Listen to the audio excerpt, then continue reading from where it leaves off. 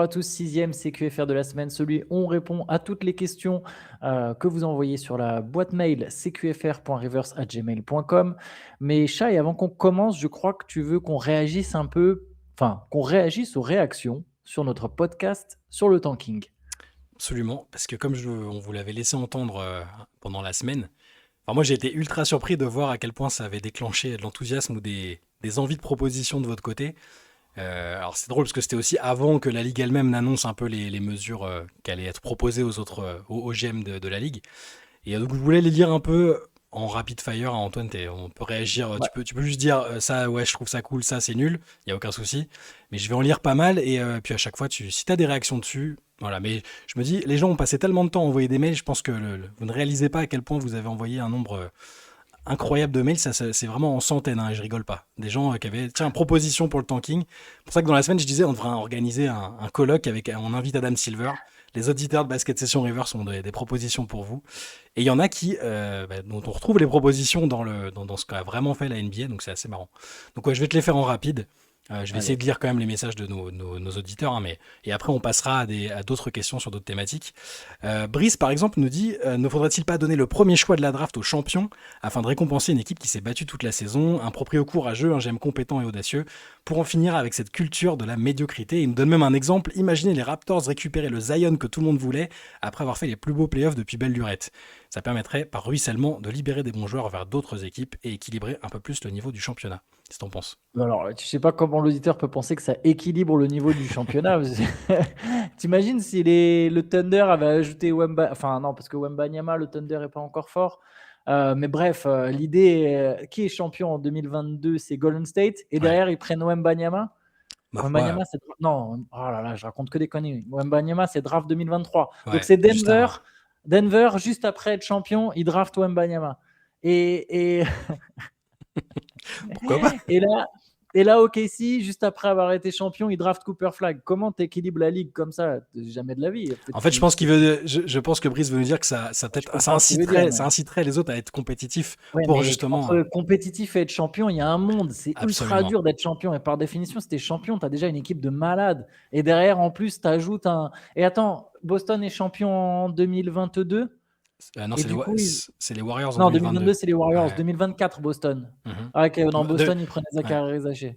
Ouais, bah, Attends, mais non, mais non, je suis décalé. Je raconte n'importe quoi. C'est c'est Wembanyama, je crois. 2022 Warriors, 2023 Non, Nuggets. les first pick, c'est sur les first pick. Donc 2025, c'est Flag. Oui, si 2024, c'est Rizaché. J'ai pas dit de conneries. Ouais, 2024, Rizaché. Bon, là, c'était moins abusé. Mais tu vois, je veux dire, être champion, c'est différent d'être compétitif quand même.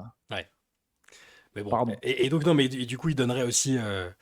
Le second choix au deuxième finaliste, tirage au sort pour les demi-finalistes, pour les choix 3 et 4, etc. etc.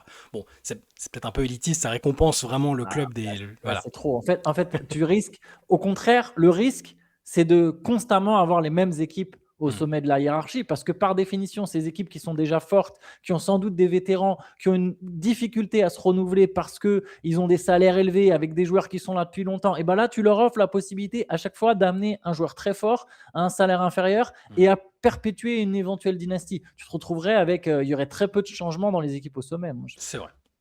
Anthony nous dit, au lieu de faire le tirage des loteries piques à la fin de la saison, effectuons-le une semaine avant la trade deadline. Les équipes n'auraient plus de réel intérêt à tanker en fin de saison et au contraire pourraient essayer de lancer une dynamique positive. Ça ressemble un peu à ce qu'il y a dans les propositions réelles de la ligue. Ouais, mais je suis pas 100% convaincu Hmm. que les équipes ne tankeraient pas. Il y aurait peut-être, j'ai l'impression qu'on déplacerait le tanking à une autre période de la saison. Que ce que je disais dans le CQFR d'hier, c'est que Hmm. finalement, la période de mi-novembre à mi-janvier qui est des fois un peu morte, il y aurait peut-être beaucoup plus de tanking abusif à ce moment-là. Et en plus, le pire, c'est que tu sais, si tu es relax, tu sais déjà que tu as le first pick. Oui, c'est vrai, il y a certaines équipes qui pourraient être tentées de comment dire, d'essayer d'enclencher une dynamique, mais il y en a d'autres aussi qui se diraient bon, bah, tu sais quoi, on est une semaine avant la deadline, on va avoir le first pick, on casse tout et on va aligner une équipe dégueulasse. juste pour essayer de tenter des jeunes, lancer des jeunes sur la fin de saison parce qu'on sait qu'on va reconstruire. Pas tout le monde ne ferait ça. Il y en a peut-être la majorité chercherait quand même à être bon sur la fin de saison ou à être correct. Mais ouais, je suis pas sûr que ça relance vraiment l'intérêt de la saison. Je suis pas convaincu, moi. Si c'est celle-là qui est retenue d'ailleurs par les Hmm. propositions, je suis pas sûr qu'on ait mettre fin au tanking. On va juste changer la forme du tanking. Ouais, de toute façon, je pense que c'est un peu. Comment dire? C'est un peu utopique de penser que ça met fin au tanking, mais si ça peut ralentir, je pense que c'est déjà l'objectif. C'est un peu ce que souhaite la NBA d'ailleurs, hein. Je pense pas qu'il y a mettre fin au tanking, c'est Oui, vraiment. Ouais. c'est pas sûr que ça soit possible d'ailleurs. Ouais. Flying Flow nous dit, alors là pareil, là, il nous a dit ça avant qu'on ait connaissance des propositions. Donc geler les positions au classement des 30 équipes au 1er mars pour la loterie. Ouais, Rendre impossible pour une même équipe d'obtenir un choix de draft du top 4 2 saisons d'affilée. Donc ça aussi était dans les propositions. ouais. Moi j'aime bien, quelque part. C'est pas mal, je Pourquoi trouve. pas? Pourquoi pas. Pourquoi pas? Et enfin, il a mis limité aux 4 premiers picks et Ah, la possibilité de protéger des choix de draft lors d'échanges entre franchises, ou à l'inverse, les étendre systématiquement aux 14 premiers picks. c'est marrant, ouais, il est vraiment dans l'air de ce qui a été retenu derrière Ouais, pour le coup. ouais. Juste un truc sur les pas 2 années de suite. Il y a Mhm. quand même, il y a un truc qui m'embête. T'es les Bucks. Non, pas les Bucks. Je vais même pas prendre un exemple. Donc t'es une franchise et t'as une superstar. Mais ta superstar, elle veut se barrer. Alors soit elle se barre à la free agency et t'as zéro contrepartie, donc tu repars de zéro. Tu repars de zéro et tu vas me dire que là, t'as pas le droit d'être nul 2 années de suite. Ouais, C'est injuste en fait. Tu vois, ouais. c'est pas normal. Pareil, ta superstar force ton trade, t'acceptes, parce que de toute façon, aujourd'hui, la ligue, le pouvoir appartient quand même aux plus grandes stars. Pareil, tu te dis, ah, j'ai pas le droit d'être nul 2 années de suite là. Donc si tu n'avais pas eu de chance à la loterie en plus, tu as pioché en 4, tu n'as même pas pioché en 1, tu as pioché en 4 l'année d'après. Manque de peau sur les probabilités, tu pioches en 4. Donc là, ça y est, tu te retrouves avec ton quatrième choix, qui est probablement pas une future superstar, et tu peux pas. Et tu es obligé de faire quoi? De surpayer des vétérans pour venir dans ton équipe? Ça n'a pas de sens, tu vois. Donc Mhm. ça, pareil, si cette mesure, elle est prise, j'ai peur que ça soit pas bon, que En ça fait, soit pas bon. souvent, il y a quand même il y a l'idée, enfin, ça crée souvent d'autres problèmes qu'il va falloir recontrer derrière dans la plupart des propositions, en fait. Mais moi, je comprends qu'il y ait des envies de tenter de changer, hein, mais c'est vrai que souvent, ça crée d'autres problèmes. En fait, interdire 2 années de suite, parce qu'il y a le tanking et il y a les équipes qui sont juste naturellement mauvaises. Ouais. Et du coup, je pense que tu n'aurais même pas des reconstructions plus courtes. Tu te retrouverais avec certaines équipes qui se disent, ah bah non, mais ça va prendre encore plus de temps en fait. Ouais, Parce parce que qu'à là, chaque du fois, tu coup, dois on a sauter une choqué année. Ouais. 4. Donc là, il y a une année qui va sauter. Ah, un moment, combien de temps pour tomber sur le bon truc? Il y a des équipes qui peuvent rester 13 ans comme ça dans les profondeurs du classement en fait. Donc Ouais. je ne suis pas fan non plus de cette théorie. Il y en a d'autres qui ont été proposés par la Ligue où je me dis pourquoi pas. Là, Ouais. là, tu vois, geler les positions. Et encore, tu sais que geler les positions, je fais le relou. Putain, ça dépend vachement de ton calendrier en début de saison, quoi, en fait. C'est vrai. Tu sais, t'es une Ouais. équipe, t'es une équipe qui est pas trop nulle, mais qui a eu un calendrier super chargé, super dur au début de saison. Tu te retrouves à avoir un super choix, enfin, potentiellement être mieux placé pour drafter. Peut-être pas un super choix, mais mieux placé pour drafter. Ouais, c'est Ça, je vrai. suis, je suis pas fan non plus, en fait. Erwan a une idée un peu audacieuse. On part sur une grille de draft numérotée de 0 à 999 en suivant le classement de la saison régulière. Les 6 dernières équipes choisissent 100 numéros dans la grille et les 8 suivantes 50. Ah, Erwan, il va faire un loto carrément. Alors, redis-moi, tu as 999 Il probabilités? y a Ah, 999 ouais, numéros sur une grille de draft. ouais. Et en suivant le classement de la saison régulière, les 6 dernières équipes choisissent 100 numéros dans la grille et les 8 suivantes Ah, 50. Lors de la loterie, les 10 premiers choix de draft se décident au tirage au sort en tirant un numéro dans la grille. Ouais, en fait, c'est un loto. Je vois plusieurs avantages. Être dans les 6 derniers ne vous donnera que 10% de chance d'avoir le first pick et le 14e aura 5%. En terminant dernier de la saison, vous avez autant de chances de drafter en 1 que de drafter en 10. mais bon, après, en fait, c'est finalement juste un rééquilibrage des Oui, probabilités, quoi. Ça revient exactement. purement à Avec un ça. petit aspect fun, avec les mecs qui Ouais, choisissent les avec un petit numéros. côté, tu choisis tes numéros, ouais. Ouais, bon, après, il n'y a plus du tout. Oui, c'est du loto, Mais quoi. c'est marrant, le côté choisir ses numéros est marrant, mais sinon, c'est peut-être d'ailleurs un autre truc une Mhm. proposition qui a peut-être forte chance de passer, c'est le rééquilibrage. Mais quelque part, le rééquilibrage, c'est juste que ça sera encore plus magique de tanker, de tanker sans tanker. Peut-être que, ok, c'est pas le mieux d'être absolument dernier, mais ça veut dire, là, en fait, je suis 11e. Je suis 11e, on est le 12 février, je suis 11e. Qu'est-ce qui est le plus avantageux pour moi? Est-ce que c'est vraiment de jouer un premier tour de playoff ou de jouer même un match de play-in? Ou Mhm. est-ce que c'est de reculer un petit peu pour être finalement dans les 10 derniers? Et je me dis, c'est pas grave en fait, j'ai pas besoin d'avoir le pire bilan. J'ai juste besoin de pas être dans le play-in. Ouais, c'est ça. Il y aura C'est... beaucoup d'équipes qui vont. Et petit pari, je pense Mhm. que la majorité du temps, les équipes ne choisiront pas aller dans le play-in. Ouais, probable. Nico dit, j'ai une idée qui m'est venue pour éviter de mettre le gros tank en place dès janvier. On supprime le play-in, on revient à l'ancienne version pour la qualif en play-off, 1 contre 8 directement. On prend le classement dans l'ordre de la 17e équipe jusqu'à la dernière, puis création du play-in draft. Les 4 meilleures équipes, meilleures entre guillemets, donc 17e, 18e, 19e, 20e s'affrontent en tournoi. Les 2 gagnants jouent un dernier match pour le first pick et les 2 perdants jouent pour le 3e et 4e pick de draft. Pour le 5e, on reprend le classement dans l'ordre, donc la 21e équipe aura le 5, la 22e le pick 6, etc. Les équipes devront se battre jusqu'au bout pour avoir le meilleur classement possible pour leur avenir et devront donc faire du bon boulot pour se développer. Mais en fait, bon boulot, c'est injuste. Je sais pas comment d'un coup on a déterminé que bon boulot, c'était être bon. Qu'est-ce que tu fais? Ta star, elle vient de partir l'année d'avant. Elle vient de partir. Elle est partie, elle a décidé qu'elle voulait pas jouer à Minnesota, elle veut jouer dans une autre ville. Elle quitte ton équipe, tu es en friche, tu n'as plus rien.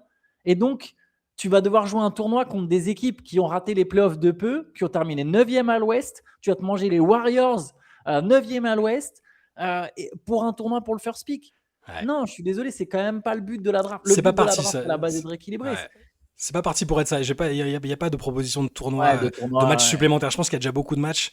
J'ai pas l'impression qu'on aille vers un tournoi qui serait fun à regarder, hein, Et, peut-être, mais.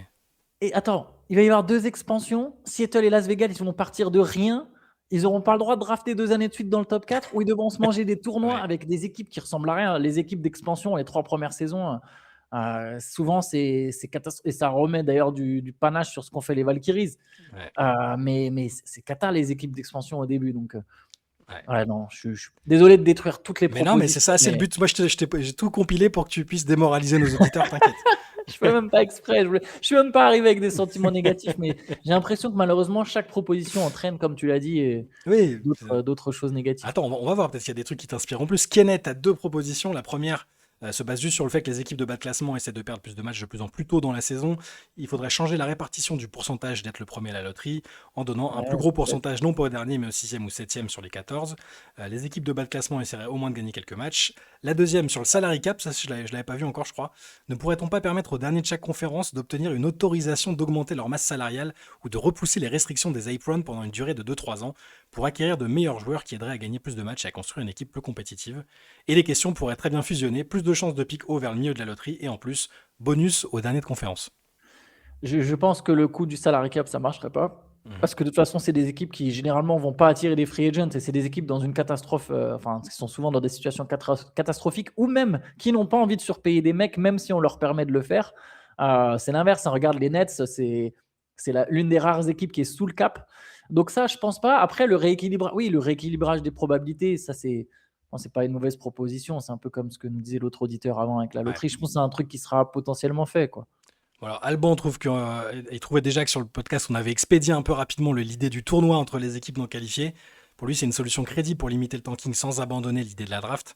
Si on donne l'avantage du terrain au meilleur bilan parmi les non-playoffs, ça rend la loose volontaire beaucoup plus compliquée à calculer et moins rentable. Ça donnerait un vrai enjeu aux équipes nulles en fin de saison avec des matchs au couteau. Bon, ça, on a dismiss un peu, on est d'accord, mais je voulais quand même le citer. John, lui, nous dit qu'il s'est torturé l'esprit pour réfléchir à une solution. Je vous ai dit, hein, vous avez vraiment passé beaucoup de temps, il y a des mails super longs et développés. Inciter chaque équipe à vouloir passer devant celle juste devant elle au classement, ça devrait être la priorité. En partant de là, il faut donc que chaque place au classement apporte un petit plus. Donc pour moi, les 2 dernières équipes de chaque conférence doivent être tout simplement les dernières à choisir. Solution radicale mais hyper dissuasive. La dernière équipe ne suffit pas, il faut les 2 dernières équipes pour qu'il y ait une réelle motivation des équipes à vouloir éviter les bas-fonds. Et après, il part aussi sur un tournoi en fin d'année. Ça, les gens aiment bien l'idée du tournoi. Ouais, le tournoi de fin d'année. Et après, c'est le même type de répartition qu'ils proposent. Le seul problème, c'est lorsque les drafts sont annoncés sans gros joueurs, mais pour contourner ça, on pourrait imaginer que les 2 premiers choix de draft se jouent avec 1 ou 2 années de retard. Voilà. Ouais, c'est un peu ça, une des propositions finalement, les 2 années, de faire sur les 2 2 ans. années de médiocrité. Sur 2 ans. Mickaël, les 8 meilleurs bilans NBA restent dans la même config en draftant respectivement de la 30e à la 23e. Par contre, pour les autres équipes de 9 à 30, tirage au sort absolu, sans avantage pour qui que ce soit. Celui-là, le tirage, le fameux intégral, quoi. Même pourcentage de chance pour tout le monde. C'est un peu comme ce que veut Théo. Ouais, mais on devient sur du pur hasard. En fait, faut pas oublier, tout ça, c'est pas des c'est pas des mauvaises propositions. S'il y a une draft, faut pas oublier à quoi sert la draft. La draft, c'est utopique, hein, mais elle est là pour équilibrer, soi-disant, la NBA. Encore une fois, c'est utopique. Si en fait on garde la draft, mais qu'on met du pur hasard, on n'est plus. En fait, ça n'a plus de sens. Parce que du coup, ça devient juste un jeu de hasard presque. la draft perd toute son essence qui est on va rééquilibrer cette ligue avec les forces en présence. Donc, si on veut garder parce que dans ce cas-là, autant supprimer la draft, là, tu vois, dans le cadre des propositions comme ça. Si on veut faire du pur hasard, dans ce cas-là, supprimons la draft. C'est pas, c'est pas le but, je pense. Ouais. Ensuite, on a Antoine C, il y a eu plusieurs Antoine qui ont posé des questions. Antoine C qui voulait être un peu du côté de la sanction, une sorte de repeater tax du capital draft, comme pour les équipes dans les Aprons aujourd'hui, au bout de X années, 3, 4 ou 5 à définir. Une équipe qui est toujours à la loterie perd progressivement de la valeur sur ses pics, impossibilité de drafter top 3, puis top 5, puis top 10, ainsi Ça, c'est passer un bien. certain temps. Je savais que ça te plairait, toi, la restriction, c'est voilà. Non, mais c'est bien formulé, je trouve. Pardon. Allez-y. Puis top 5, puis top 10, ainsi passé un certain temps, l'équipe serait bien obligée de se dire bon allez, on y va avec ce groupe et de toute façon, on est obligé d'aller en playoff avec pour reset, pour asset notre capital draft. Voilà. Non, mais alors, tu vois, le coup des 2 ans de suite, je trouve ça trop dur. Mais de le mettre à partir peut-être la 3e année, au bout de 3 ans, on va dire au bout de 3 ans, donc c'est la 4e année que la sanction tombe. Donc déjà, tu as quand même pu tanker 3 ans. Tu as quand même déjà drafté au moins 3 ou 4 jeunes que tu vas pouvoir développer. Et avec un dégressif, d'abord, tu ne peux plus drafter top 3, puis tu ne peux plus drafter top 5. Je trouve ça. Là, je trouve qu'on revient sur une notion de bon boulot. C'est, mec, j'ai pas dit Coco. T'as pas dit Coco. D'ailleurs, je tiens à préciser, un Antoine qui envoie une question intéressante. Prenez-en de la graine, les autres gars. Je savais que t'allais le noter. non, mais tu vois, le coup de ok, tu as eu 3 ans, tu as déjà drafté des joueurs. Tu as encore eu une année après où tu n'as pas eu le top 3, mais tu as pu drafter plus bas. Et si au bout de 5 ans, tu es toujours dans le fond, là, il y a des questions à te poser. Tu vois. Là, on n'est plus sur juste un accident. Et Antoine veut aussi récompenser les pires équipes, ne pas récompenser les pires équipes, mais les presque pires. Avoir les plus hauts pourcentages du first pick pour les pires bilans fait sens pour équilibrer les choses, mais c'est la porte ouverte à gagner 11 matchs et installer une culture de la loose dont l'équipe peut avoir du mal à se défaire.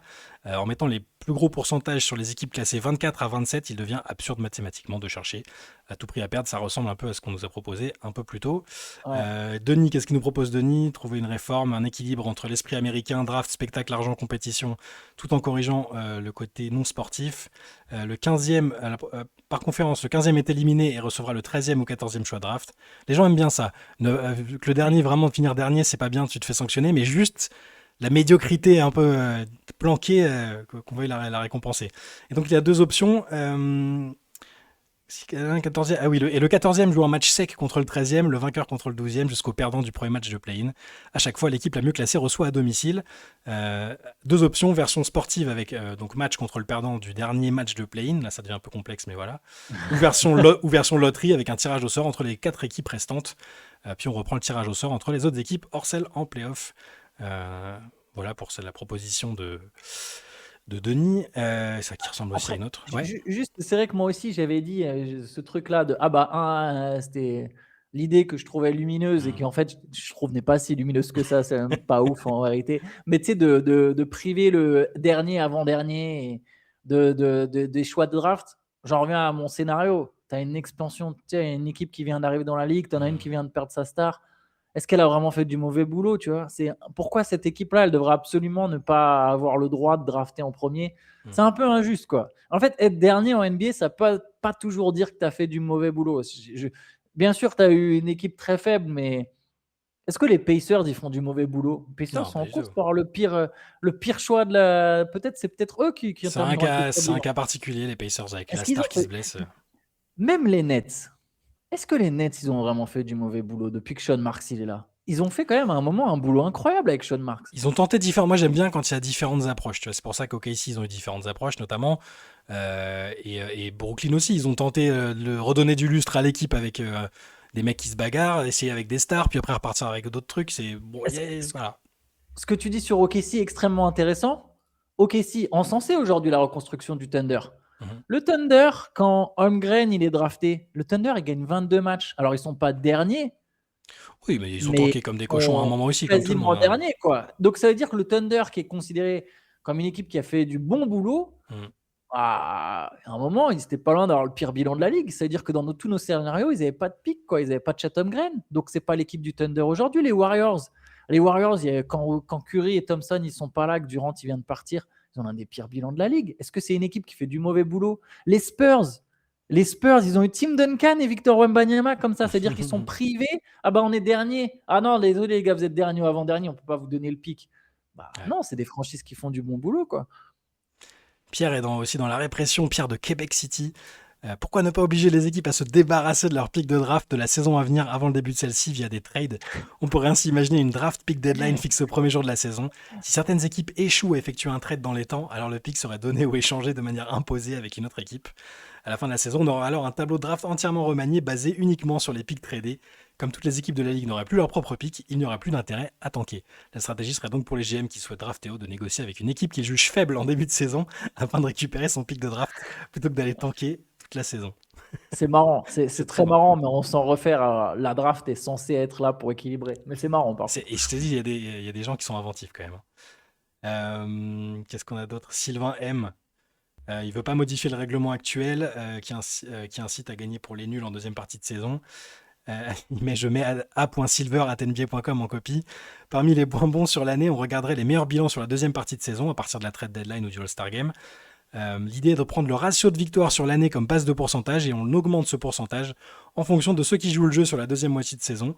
A priori, on démarre pas la saison en laissant nos meilleurs joueurs au repos. On incite les équipes à ne pas se mettre à tanker alors qu'elles auraient fait une bonne première moitié de saison.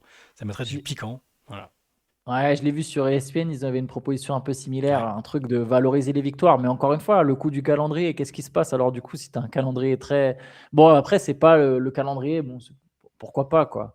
Pourquoi pas sur tous ces trucs-là?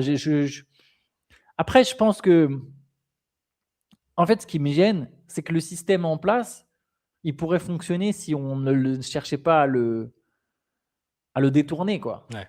Tu vois, c'est. Mais quelque part, est-ce que je blâme le Jazz de le détourner? Est-ce que je blâme le Jazz, les Grizzlies, les Pacers, tout ça? Bah non, pas vraiment, quoi. Il y en a une que je trouve marrante, de Kendall. J'ai récemment écouté vos débats et propositions et je suis tombé sur une proposition d'Adam Gold qui a été mise en œuvre en WNHL. Son idée est simple, une fois mathématiquement éliminée de la course au playoff, une équipe se met à prendre des points de tanking en gagnant. Je vous mets le lien du post Insta, donc je regarderai ça. L'équipe qui a le plus de points prend le first pick, l'équipe au pire bilan prend le second pick, pour ne pas pénaliser les équipes vraiment mauvaises, et le reste reprend en fonction du classement du tanking. Ah oui, parce que du coup, si tu es éliminé très tôt dans la saison, c'est là où tu engranges des points de tanking. C'est intéressant, mais pareil, je fais toujours le relou. Ouais, Qu'est-ce qui se passerait? Ton but, ça serait quoi? D'être éliminé le plus tôt possible pour ouais. ensuite essayer de gagner. Donc ton but, c'est très très très vite de perdre des places au classement. Mais bon, c'est intéressant. Franchement, c'est intéressant. C'est pourquoi pas. Nos auditeurs ont du talent. Là. On va s'arrêter là sur toutes ces réflexions. Il y a encore une tonne de mails. Je suis désolé de ne pas avoir pu lire tout le monde, mais c'était quand même très, très intéressant de vous lire à ce sujet. On va pouvoir passer à j'allais dire des vraies questions. C'est des vraies questions, c'est des vraies propositions que vous nous avez soumises, hein, mais on va passer à des questions un peu plus terre à terre, on va dire. Si ça te convient, Antoine. Ouais, détruisons les autres questions des auditeurs. Ça me va, ça Je fait te plaisir sens dans le d'en mood de inventer. détruire, là. Et on continue donc avec des questions sur un autre sujet que le tanking. Question de Benjamin. Je tente une nouvelle fois d'avoir votre avis sur le coach des Spurs, nouvelle fois parce que Benjamin nous a envoyé plusieurs mails et que malheureusement sa question n'avait pas pu passer. Comme je vous le dis, insister à chaque fois, ça finit par passer. Et ce n'est pas Benjamin Moubèche, évidemment, qui n'a pas besoin de passer par les mails du CQFR pour poser des questions sur les Spurs. Là, c'est un autre Benjamin qui nous dit... qui veut notre avis sur Mitch Johnson. J'avais l'impression que Victor n'était pas la seule raison de la bonne saison des Spurs. Le All-Star Game me donne peut-être tort sur ce point. Que pensez-vous du coaching de Mitch Johnson, qui a la lourde tâche de succéder à Pop? Pour moi, je vois 2 points majeurs à mettre à son actif. Sa gestion de trio Fox, Castle, Harper, Wembanyama qui sort du banc à son retour de blessure. Son équipe a déjà 4 victoires de plus que l'an dernier. Et Fred Weiss a même dit l'autre jour qu'il les voit bien créer la surprise et aller en finale NBA. Alors Mitch Johnson, qu'est-ce que ça donne pour toi, Antoine? Alors moi, j'aimais bien déjà l'an dernier, pour être honnête. J'étais déjà un peu conquis par Mitch Johnson l'an dernier et je trouve que cette saison, ça confirme. Après, il y aura aucun les coachs parfaits, ça n'existe pas. On peut toujours reprocher des choses, mais j'ai l'impression que dans le développement des joueurs, dans la manière dont c'est géré et les Spurs aujourd'hui deuxième de la conférence Ouest, c'est pas quelque chose que j'aurais imaginé personnellement. Alors peut-être que c'est moi qui étais trop pessimiste, tu vois, peut-être que c'est ma lecture de base qui était tout simplement mauvaise, mais j'ai l'impression que Mitch Johnson fait du bon boulot, donc moi, je suis intrigué et intéressé par ce que fait Mitch Johnson. Moi aussi, et alors contrairement à toi, je faisais partie des sceptiques, pas tellement sur les qualités de coaching, les connaissances. Ça, je veux dire, si Popovic et le reste de la franchise, RC Buford et qu'on sort ont décidé de faire confiance à ce mec-là, c'est qu'il est bon, hein, ça ne fait aucun doute. Mais j'étais un peu incertain au niveau du... le charisme et l'aura, c'est peut-être un peu surcoté, et puis ça veut pas dire grand-chose encore à ce stade-là, mais je trouve ce qu'il fait est vraiment bien, et tu peux pas dire le contraire à partir du moment où ils sont deuxième, et que je pense que personne les mettait deuxième de la conférence Ouest, on est d'accord, hein. Bah ouais, On je les voyait pense, retrouver les playoffs, pour je la pense plupart que on se disait... voilà. On se disait play-in, peut-être un peu, peut-être play-off si vraiment ça se passe bien. Mais non, ce qui fait est bien. La gestion de Wembanyama a pas été forcée. Le fait que les autres aussi rayonnent dans cette équipe, je pense que c'est aussi dû à la manière dont il les gère, hein. La manière dont il responsabilise Castle et Harper qui sont des jeunes joueurs, la manière dont il utilise d'autres vétérans, les Barnes et compagnie. Non, il y a rien à dire de plus que ça pour l'instant. Je pense sur Mitch Johnson. On verra en playoff. Là aussi, il découvrira en tant que head coach. Il faut rappeler que les Spurs n'ont pas joué de playoff depuis la saison 2018-2019. Donc moi je suis curieux de le voir dans ce contexte-là. Mais effectivement, il mérite peut-être qu'on lui donne du crédit, je trouve. T'as raison pour les playoffs, hein. Ça sera un révélateur. Il y aura des choses à apprendre aussi pour lui. Il ne faut pas s'attendre à ce que tout soit parfait d'ailleurs aussi en playoffs. Je veux dire, ça sera une expérience enrichissante. Ouais. Question de Paul. J'aurais aimé savoir qui sont, d'après vous, les prochains gros prospects français. Avez-vous déjà en tête des noms de jeunes tricolores qui peuvent tout casser dans de futurs drafts? À quel poste? Peut-être des meneurs, un futur Tipeee? Est-ce que comme ça, j'en Il ai... y en a un, c'est Soliman. Ouais. Mais après, moi, je ne fais pas gaffe à ce qui est 3 drafts, dans 3 drafts, quoi. Et Soliman, déjà, il n'est pas sur la prochaine. Mais bon, lui, on le connaît. Son nom, il ressort souvent. Il va jouer en Pro B. Il va jouer où? Il a signé à Nantes. Ouais, il a signé à Nantes pour jouer en Elite 2 maintenant, ça s'appelle. Ouais. J'appellerai toujours Avec... ça la Pro B, vous m'excuserez. On est toujours sur la Pro A Pro B, LFB et pas Wonder League la boulangère. On est resté dans les années 2000. Nous, ouais. Après, à part lui, il y en a d'autres, hein, mais lui, on sait que c'est le prochain très attendu. J'avais noté Nathan Soliman, effectivement, qui a des grosses qualités. On a 2 joueurs qui ont fait tu sais, le Basketball Without Borders, où il y a un peu toutes les nationalités. Ouais. Kamando Window a été MVP. Il y a, j'ai oublié son nom, Matisse Mahop aussi, qui a été remarqué dans ce camp-là.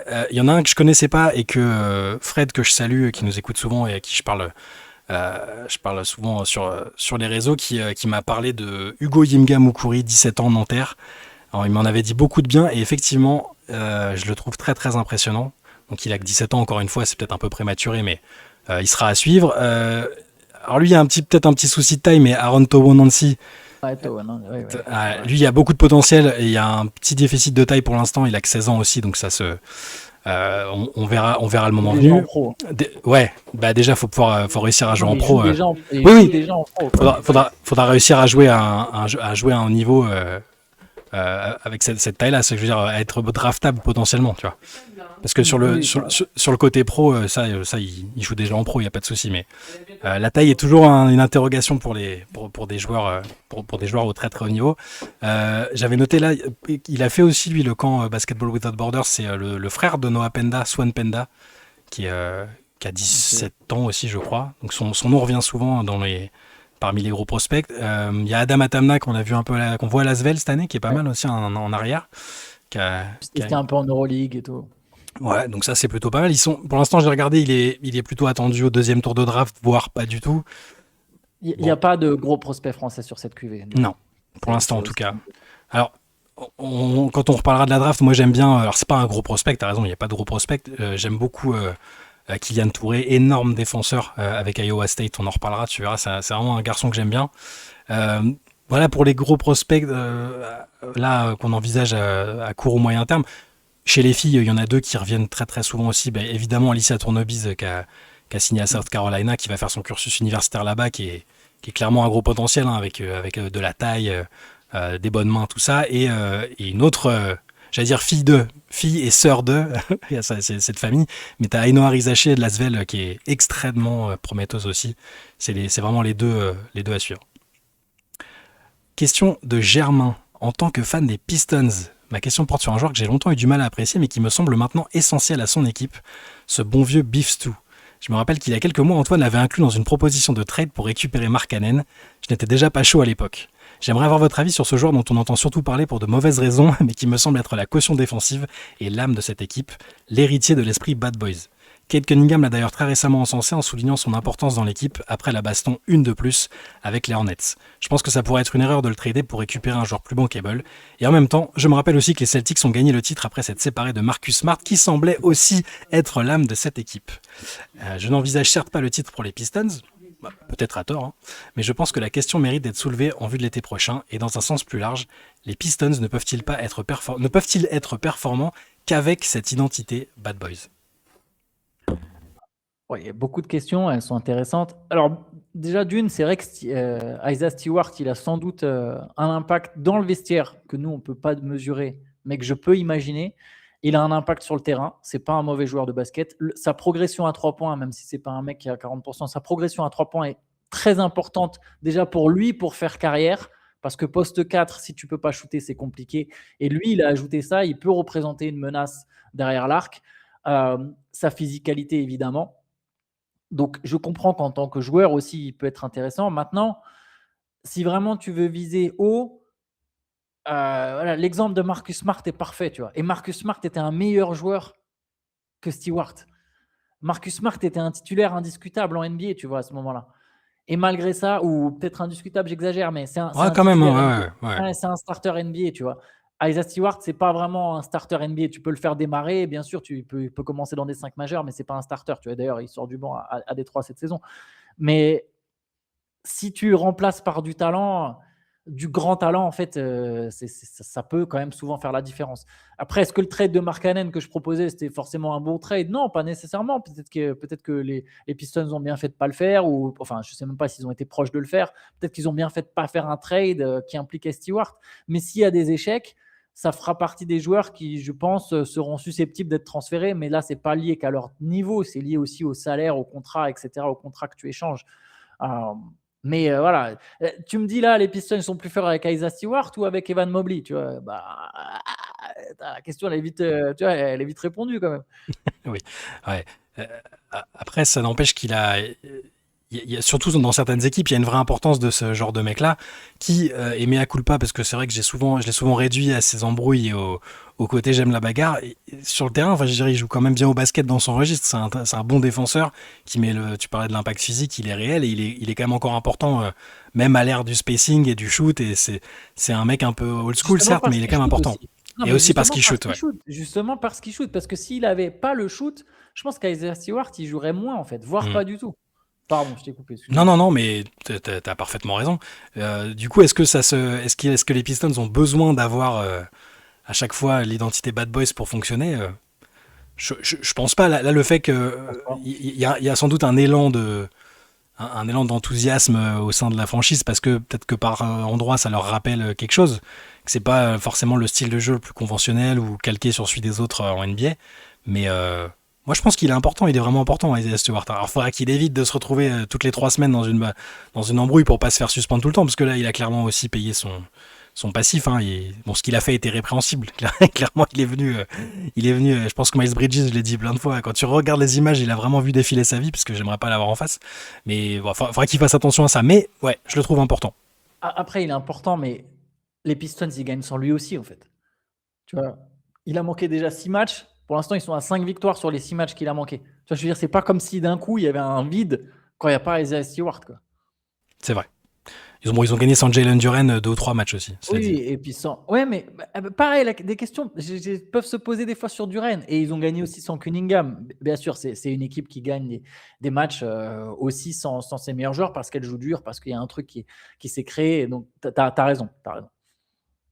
On passe à une question de Ludovic. Parlons des Kings. Franchise, j'ai rigolé sans même qu'on sache ce que je vais dire après, c'est un peu cruel. Franchise qui surfe sur la vibe de la saison 2001-2002 depuis 23 ans maintenant. Comme la franchise n'a pas appuyé sur le bouton rouge lors de la trade deadline, il y aura peut-être du mouvement lors de l'intersaison. Peut-être, je pense que c'est même certain. Ouais, Alors, peut-être. alors là, c'est plutôt pour.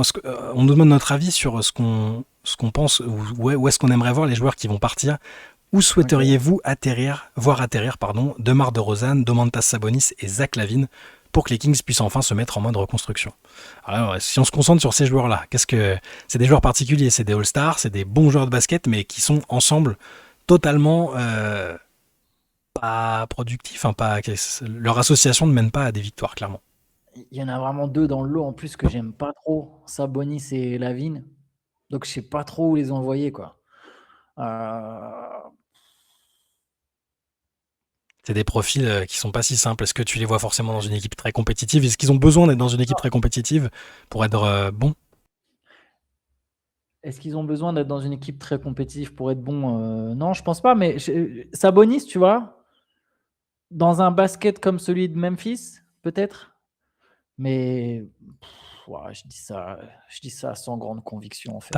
T'as plus envie de le voir en NBA, en fait. Si, mais je sais pas où. Je sais pas. J'ai pas trop d'idées. De Rosanne, sinon, peut-être justement cette fin de carrière qu'on évoquait hier. Pas des feats évidents, quoi. Je sais pas si t'en as. Non, moi j'aurais bien aimé le voir à un moment à Los Angeles. Tu sais que j'aime bien les mecs qui retournent chez eux. Peut-être les Clippers, c'est pas mal. Bon, est-ce qu'ils ont assez d'arrière, ouais.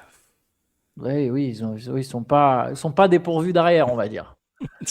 C'est compliqué. En fait, de Rosanne, j'aimerais juste qu'il termine pas comme ça cette carrière que je trouve quand même assez belle finalement. Enfin, individuellement, ça a été un bon joueur. Comme ça, sur des saisons à Chicago totalement collectivement inintéressantes, aux Kings, n'en parlons même pas. J'aurais bien aimé le voir, tu vois, jouer quelque chose comme à la bonne époque de Toronto.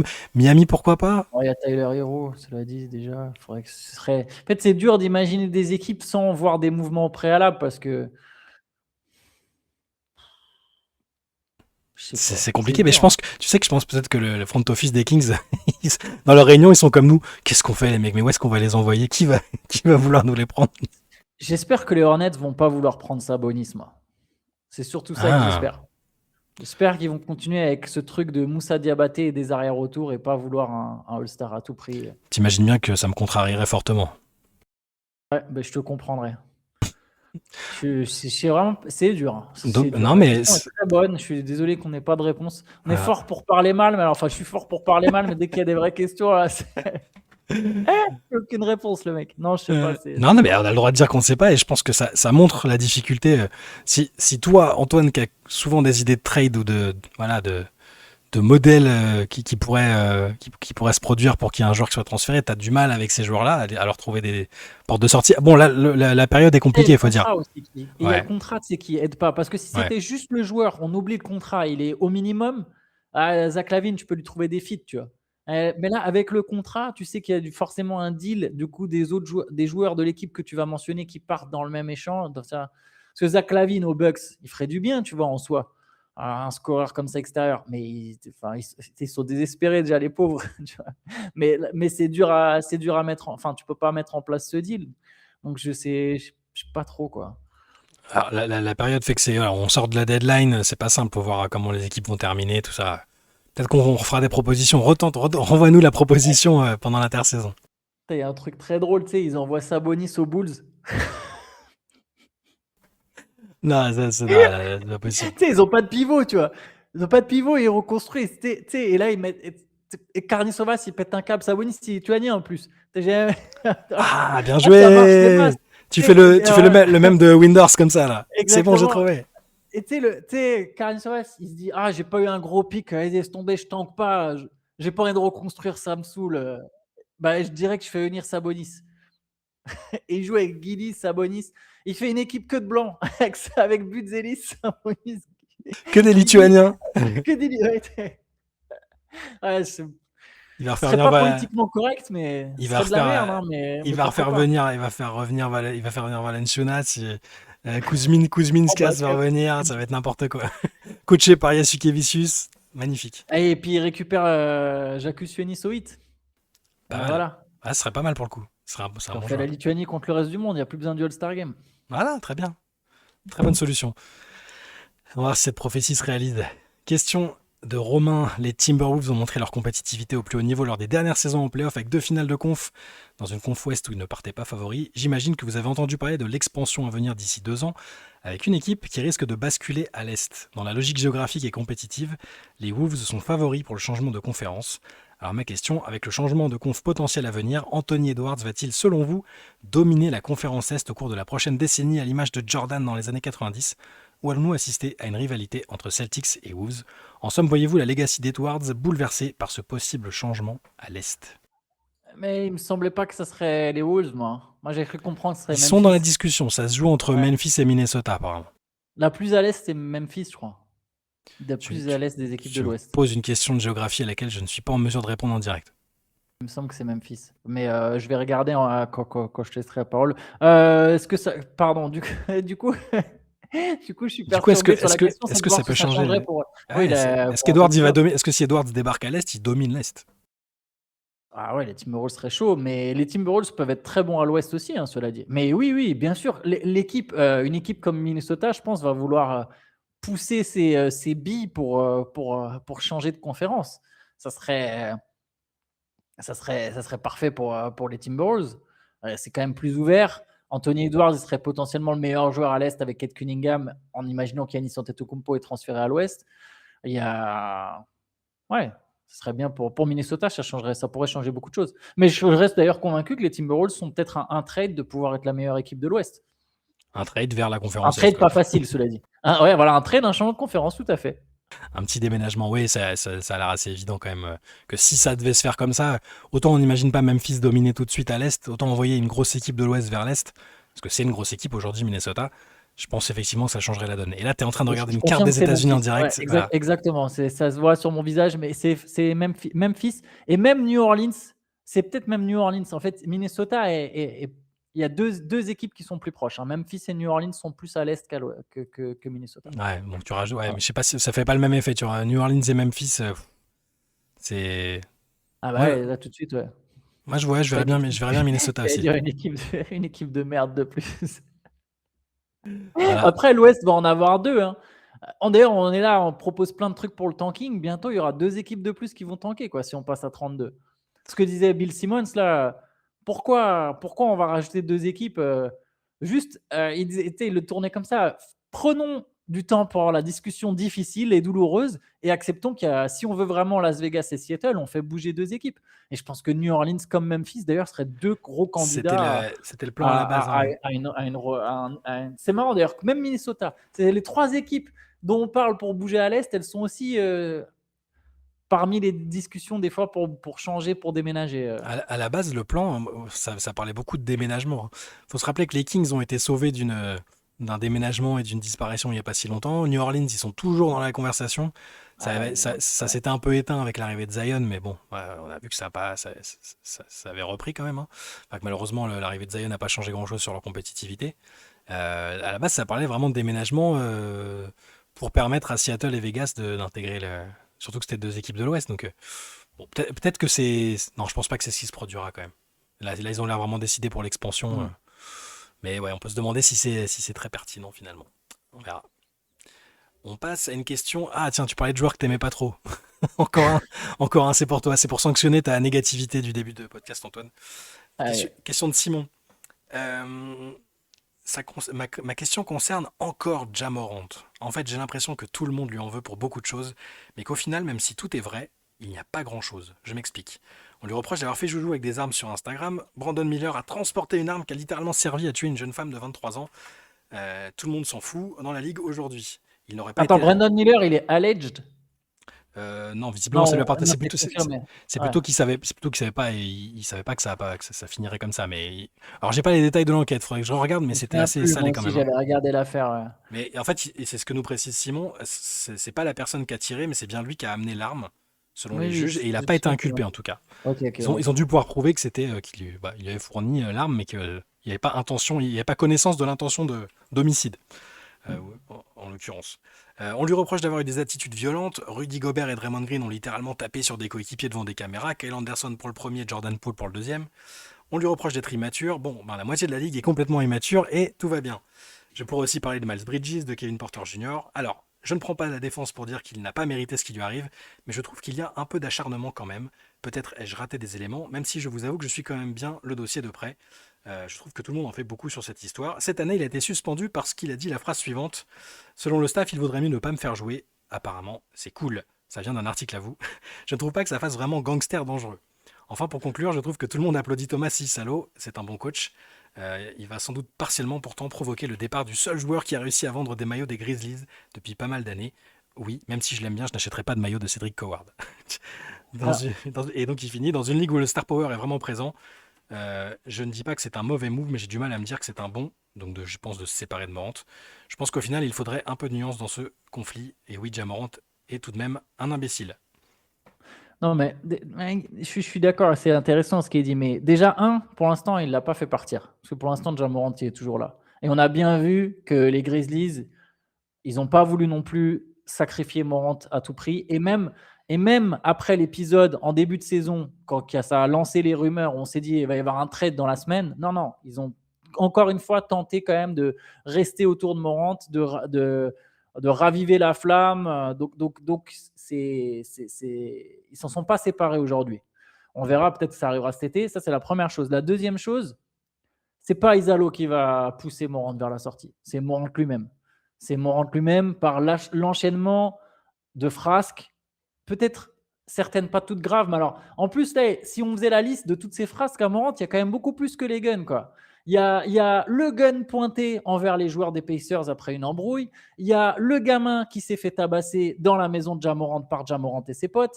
Il y a l'agent de sécurité dans un mall à qui ils ont mis la pression avec des guns après une embrouille dans un magasin. Donc il y a quand même une liste un peu plus grande de faits sur Ja Morant et j'en oublie certainement dans le lot. Après, est-ce que c'est le seul en NBA qui a des frasques? Non, évidemment. Est-ce que c'est le seul qui a fait preuve d'immaturité? Non, évidemment. Est-ce qu'il peut grandir, Ja Morant? Bah oui, bien sûr. Bien sûr, et j'espère. Il a quand même 27 ans, Ja Morant. 26 ans. Il va avoir 26 ou 27, je ne sais plus, 26. Tu vois, il a pas non plus 22 ans.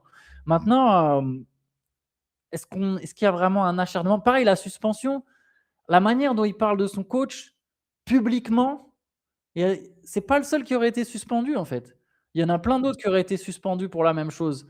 Et lui, peut-être qu'il payait aussi un peu le, son attitude globale, tu vois. C'est la première. Les Grizzlies n'ont quand même pas suspendu les premières fois. C'est la NBA qui l'a suspendu. Les Grizzlies n'ont pas suspendu au début. Ils n'ont pas arrêté de faire l'autruche et de se mettre derrière lui quand même. Ils l'ont défendu à plusieurs reprises, les Grizzlies. Donc, qu'à un moment, il se soit dit non, mais là c'est bon, c'est fini. Ça se défend. Donc il y a peut-être eu une mini. Voilà. Je ne prouve pas qu'il y a eu d'acharnement. Par contre, là où je rejoins l'auditeur, c'est peut-être sur OK, peut-être des fois on en a fait un peu trop. Mais il y a aussi des motifs, je trouve. Moi, je pense que la sévérité des gens, le côté peut-être dur qui a pu paraître pour de l'acharnement, passer pour de l'acharnement, c'est aussi lié à l'espoir suscité par Morant, à Memphis notamment, où c'est une icône, hein, le gars, l'équipe, elle intéressait pas énormément de monde. Là, les Grizzlies sont devenus un peu populaires au-delà même de Memphis. Donc je pense que c'est ça aussi, c'est la déception a fait souvent naître des critiques plus dures. Enfin, moi le premier, tu sais à quel point j'aimais bien Ja Ouais, Morant. ouais, tout à fait raison. Donc moi je suis souvent plus dur avec les joueurs et les équipes que j'aime bien à la base et qui me déçoivent quelque part. Alors Morant, c'est l'enchaînement de choses. C'est évidemment le traitement ennemi public numéro un, il n'est pas justifié. Il a fait des choses qui sont répréhensibles, hein. Il s'est retrouvé dans l'histoire avec le gamin. Alors pareil, tu peux trouver des justifications, le fait que l'autre, que la responsabilité Pas du été gamin, condamné, ouais. qui est un jeune homme, hein, c'est pas il a pas frappé un Oui, enfant de oui. 4 ans. Bon, voilà, il y a des circonstances, on peut comprendre des choses et machin, Pas mais majeur non plus, cela dit. il est pas majeur non plus, c'est vrai. Euh, 7 piges. voilà, il y a eu un enchaînement de choses sur une période très courte quand même. Euh, Et puis un comportement aussi, visiblement en tant que leader dans le vestiaire. Enfin, Steven Adams l'avait évoqué un peu en disant qu'il avait beau lui dire d'essayer de le cadrer un peu et que ça rentrait par une oreille, ça ressortait par l'autre.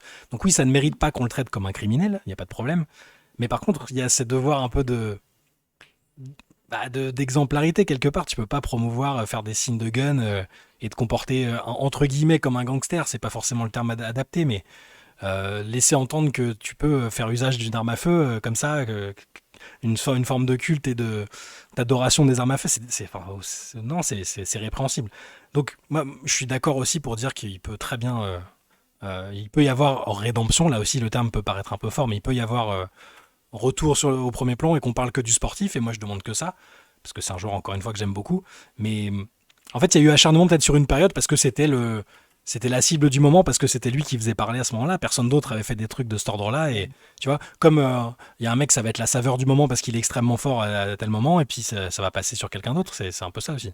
Mais c'est sûr qu'il y a l'injustice liée aux attentes, comme tu as dit. C'est-à-dire que le Miles Bridges, on sait jamais, tu vois, on s'attendait jamais à ce qu'il devienne un MVP.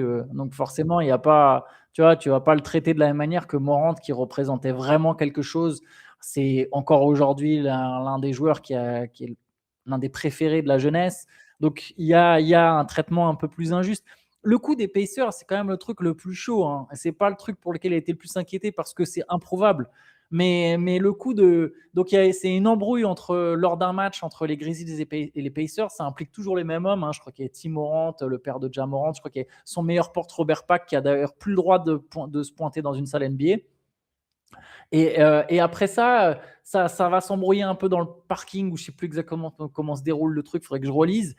Et la voiture où il y a Ja Morant et Robert Pack passe très lentement devant le car des Pacers. Et les joueurs des Pacers ont tous dit ouais, on avait un faisceau rouge d'un gun sur la tête, quoi. Alors peut-être que c'était juste un laser, tu vois, dans le fond. On n'en sait rien. Peut-être qu'ils se sont juste amusés que c'est un laser. Mais même si c'est pas une arme, c'est chaud en fait.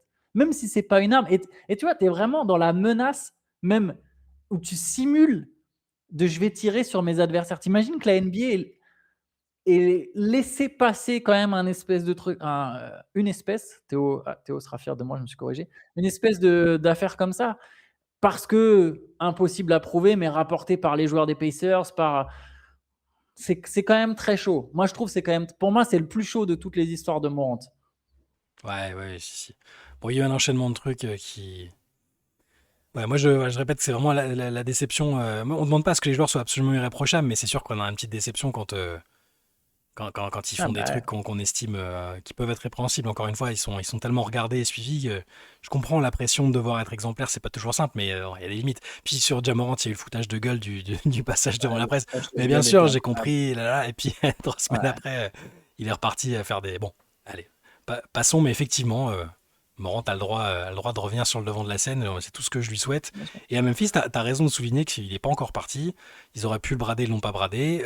L'autre jeune joueur de l'équipe, le jeune joueur un peu en vue de l'équipe, Coward, dit qu'il est génial comme coéquipier. Donc, va savoir. Ça peut La rédemption, elle peut avoir lieu à Memphis, hein, qui sait. Et, bien sûr, et ils auront peut-être, en fait, si à un moment, si les Grizzlies ont de la chance à la loterie, draft haut, récupère un autre gars capable d'être vraiment le nouveau visage de la franchise, il y aura beaucoup moins de pression. Tu vois, il y aura ce truc de ah bah pourquoi on va trade Ja Morant? Pour l'instant, on le garde. Et comme ça, on a une équipe plus forte quand même. On a quand même un super joueur. Et si vraiment ça se passe pas bien, de toute façon, c'est plus lui le visage de notre équipe. On pourra le transférer plus facilement. Et, et puis des joueurs comme Morant de ce profil. Alors c'est un profil un peu difficile, tu vois, le meneur scoreur, mais il n'y en a pas beaucoup des joueurs aussi talentueux que lui. Donc même cet été, on verra. Hein. C'est vrai, c'est vrai. On verra pour Ja Morant cet été. Son nom va forcément revenir, hein, et on ne sait pas s'il va rejouer cette année d'ailleurs, hein, cette saison. Pour l'instant, c'est repoussé, son retour est repoussé à quelques semaines. On suivra si ça bouge. Question de Nicolas. Comme mes questions concernent le basket féminin, c'est plutôt pour Shai. Bon, après Antoine, tu as totalement le droit d'intervenir, même si je crois que la question elle est un peu entre guillemets technique sur le CBA et machin. Alors, il Oh, précise, il précise Shai, dont je ne comprends pas qu'il soutienne encore son cousin géorgien après le mal qu'il nous a fait à l'Euro. Sandro Mamoukelashvili, excellent, excellent joueur. De la famille éloignée des Mamous de tous bords de l'Europe. J'aurais voulu savoir s'il vous était possible de faire un rapide état des lieux des discussions sur le CBA en WNBA et si on risque un lockout. Que vaut la Ligue Unrivaled et de même, que penser du choix d'Alicia Tournebis de choisir la NCA plutôt que d'essayer de se faire une place en Wonder League. Donc c'est des questions un peu larges, basket féminin. Je vais essayer d'y répondre de manière synthétique. C'est pas facile parce que c'est un sujet très complexe. D'ailleurs, si vous voulez vraiment en profondeur sur le CBA, il y a un excellent article qui est sorti sur Swiss Wish hier, il me semble, écrit par Flo sur le CBA, qui vous explique vraiment là où on en est. Mais en gros, il y a eu des avancées. Ça a été évoqué par Brianna Stewart notamment, hein, qui avait dit qu'il y avait un rapprochement avec la Ligue. Par contre, la dernière proposition a été rejetée par la WNBA. Il y a toujours des tensions, il y a toujours le risque de lockout. Le désaccord, c'est pas tellement sur le montant et l'argent réclamé. Hein, ça, faut que les gens se mettent bien ça en tête, parce qu'on je vous vois dans les commentaires sur les critiques sur elles réclament trop d'argent alors qu'elles en génèrent pas, que la ligue perd de l'argent, machin. Le désaccord, c'est pas une question de montant, c'est vraiment une question de modèle financier. T'as les joueurs qui veulent en gros 25% du chiffre d'affaires. La ligue, elle propose un pourcentage sur les bénéfices, ce qui reviendrait plutôt à 10-15% des revenus. Donc ça, c'est ça qui est en discussion. Et je trouve évidemment, même si je pense que peut-être que je suis pas objectif, mais qu'elles ont raison de se battre pour ça. Surtout que la fameuse excuse du elles ne génèrent pas d'argent, c'est absolument pas sûr que ce soit vrai. C'est absolument pas sûr que la ligue perde de l'argent parce Ouais, vu que la valeur des franchises voilà, qui sont étendues, on est plutôt sur un pari. exactement, Ouais. exactement, parce qu'en fait il y a une opacité. Les franchises, la WNBA ne communique absolument pas sur les chiffres qu'elles gagnent. Elle t'explique que la Ligue a jamais généré de bénéfices significatifs. En même temps, on est passé, je crois, de 100 millions en 2019 à 250 millions de revenus. Il y a les droits télé, il y a la valeur des franchises qui sont arrivées, il y a des investisseurs qui sont aussi arrivés dans la Ligue.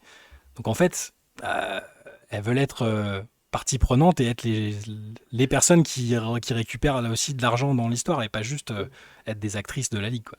C'est ça. Et puis si en plus à un moment, imaginons que ok, c'est vrai, la Ligue pour l'instant elle ne fait pas de Mhm. bénéfices, mais il n'y a pas des mecs qui viennent investir les sommes. C'est combien par exemple la dernière franchise? Tu sais que tu connais la valeur à quel le ticket d'entrée? Je Je sais ne pas l'ai combien est le je l'ai pas ticket, en ouais. tête, mais c'est des vraies sommes quoi.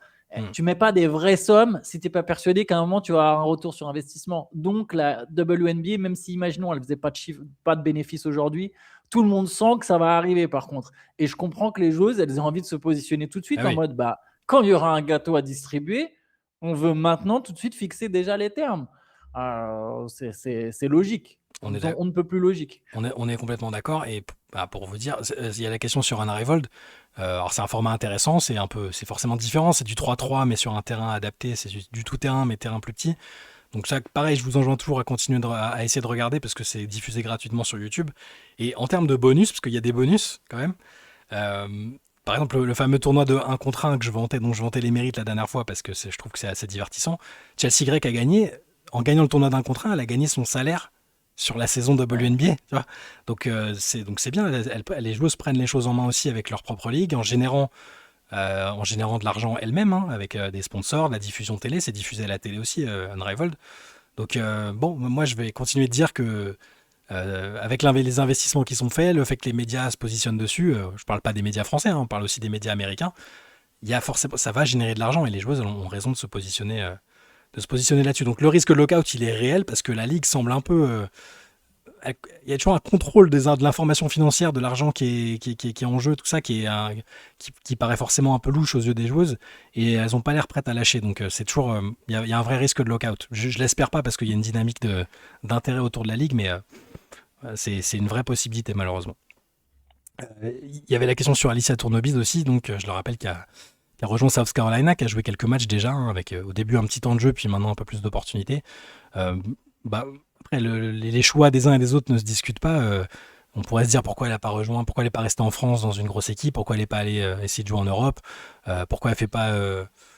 Enfin, voilà, elle a choisi ça. Moi, je pense que c'est un bon choix parce qu'elle va pas n'importe où. South Carolina, c'est une grosse entité, c'est une superpuissance même du basket universitaire chez les filles. Elle veut peut-être s'adapter plus vite, s'adapter plus longtemps à la mentalité, la culture, le style de jeu. Donc moi, je pense que c'est une bonne solution. Elle est amenée à être draftée haut. Euh, Elle veut se baser sur les calendriers américains aussi. Enfin, je trouve que moi, je vais tenter la fac et même si c'est 3 à 4 ans, je trouve que c'est un choix intéressant. Voilà. Je pense que c'est un choix qui sera de plus en plus emprunté à la fois par les filles comme par les garçons, notamment avec les contrats annuels. Ok. Question d'Anthony, parce que je sais que vous l'attendez avec grande impatience. Voilà un petit point sur les JO d'hiver. La France a battu son record de médailles et possède pour l'instant 19 médailles, dont 6 en or. Trêve de plaisanterie, voici ma question pour vous. Lorsque nous suivons les matchs de basket, les commentaires ont un rôle essentiel et suivant leur qualité peuvent nous faire vivre une expérience plus ou moins appréciable. Demain, un grand média vous offre la possibilité de commenter un match de basket et vous laisse la possibilité de partager le micro avec le consultant de votre choix. Qui allez-vous choisir? Ça peut être un consultant ancien joueur ou ancien coach français ou étranger. Mais ma première réponse, j'ai pensé direct à toi en fait. Ah, mais je suis Parce que pas un c'est ancien avec toi que joueur. je le ferai. Ouais, Mais ouais, ça non, serait mais tu marrant. sais, genre, ça serait, tu sais, les 5 minutes qu'on a fait pendant le live Twitch, c'était marrant, tu vois. Je pense que c'est avec toi que je le ferai. Ou même Ouais. quand on a regardé Nets Cavaliers. Donc, je pense que je le ferai avec toi. C'est plus dur, là, de trouver un. Ça peut être un Américain, hein, mais bon, un ancien joueur avec qui tu pourrais te marrer à commenter un match. Ah oui, ça peut être un Américain. Ouais. Ah, qui j'aime bien. Euh, Ouais, mais bref, mais j'aurais du mal parce que, mec, tu vois, j'adorais Jeff Van Gundy quand il commentait. Mais je sais pas si moi, déjà, je me verrais pas commenter. C'est la première chose, je suis Hmm. désolé. C'est un autre métier quand même. Ouais. Mais c'est pour ça que si c'est le faire vraiment dans un cadre professionnel, je serais pas capable de le faire bien, je pense, moi, du coup. Et du coup, c'est dur de me dire que je vais choisir un super consultant. Là, tout de suite, tu me dis, faut que non, mais on est vraiment comme, il faut que je prenne un ancien joueur ou quoi. Sinon, tu tapes Qui me une barre et ferait rire? tu tapes une barre et tu prends, tu fais juste le fan de foot et tu prends Sonny Anderson, enfin un mec que t'as kiffé et tu fais commenter un match avec lui, juste pour le plaisir. Parce que moi, pour rigoler, en fait, Euh, je pensais à ça parce que je m'étais dit, moi, tu tapes un délire et tu fais Omar da Fonseca et tu rigoles, quoi. Tu vois. Et tu ouais, laisses partir oui, dans oui, ça ces. c'est sûr. Qui suit le basket d'un peu loin. Il y avait alors, je saurais plus vous dire dans quel river c'était avant les MOOC, je crois. On avait fait un truc sur le basket argentin et j'avais interviewé Omar et c'était très très drôle quand même. Même sur le basket, sur Ginobili, il m'a quand même fait on a mis un intertitre hein, avec Ginobili a un peu ce basket de P-U-T-E, voilà, à l'Argentine. Et c'était intéressant parce qu'il expliquait les différentes mentalités des sportifs argentins selon qu'ils viennent de tel ou tel coin de l'Argentine. Côté un peu plus intellectuel, côté de Bahia Blanca, et plus sanguin de l'autre côté. Mais ouais, je dirais ça. Et puis sinon, après, si on reste en France, dans les anciens joueurs, anciens coachs, pareil que Jacques Monclar serait marrant parce que j'ai déjà regardé un match avec Jacques où Oui. c'était pas commentateur consultant, mais où on discutait en regardant le match. C'était très très drôle parce qu'il y a plein d'anecdotes qui se permettraient même pas d'ailleurs en commentant sur Bean. Ouais, je dirais peut-être ça. En France, Jacques serait cool. Ouais, Monclar, c'est la référence en Mhm. France, bien sûr. Ouais. Voilà pour cette semaine, Antoine. On n'a pas d'autres questions. Enfin, Eh ben, écoute, c'est il y a parfait. 1 milliard d'autres questions hein, en stock, mais on les gardera pour la semaine prochaine. Merci encore de toutes vos questions et de vos réflexions sur le tanking, même si Antoine les a annihilées une par une.